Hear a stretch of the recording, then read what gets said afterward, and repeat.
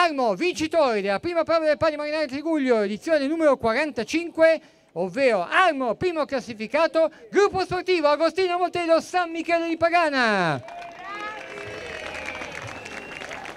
Direi che questa giornata che si è conclusa è stata una giornata molto bella, il tempo ci ha aiutato, il mare era buono ed è stata una gara molto sentita perché anche il Gozzo 22 Palmi è stato fino all'ultimo, diciamo, un'incognita su chi avrebbe tagliato per primo il traguardo, quindi equipaggi preparatissimi, grande entusiasmo e siamo molto soddisfatti di tutto ciò. Il vincitore l'anno scorso, cosa ti aspetti dall'edizione di quest'anno?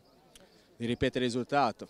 Cioè noi siamo abbastanza preparati, allenamenti li abbiamo fatti, quindi speriamo di ripetere lo stesso risultato dell'anno scorso.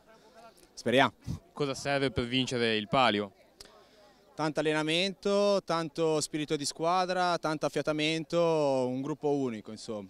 Più sei affiatato, più la barca cammina, più vinci. È un bellissimo sport, peccato che sia poco pubblicizzato, perché col paradiso terrestre che abbiamo dietro, questo è uno sport che è meraviglioso, quindi bisognerebbe pubblicizzarlo un po' di più. Tutto qua.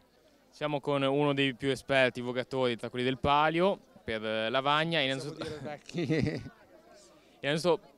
come mai sono così tanti anni che continui? Ma è una questione di passione e ci dispiacerebbe a me e ad altri anziani del gruppo che questa tradizione si perda. Ecco. E un consiglio a chi volesse approcciarsi a questo sport? Il consiglio è innanzitutto avere la passione del mare in generale.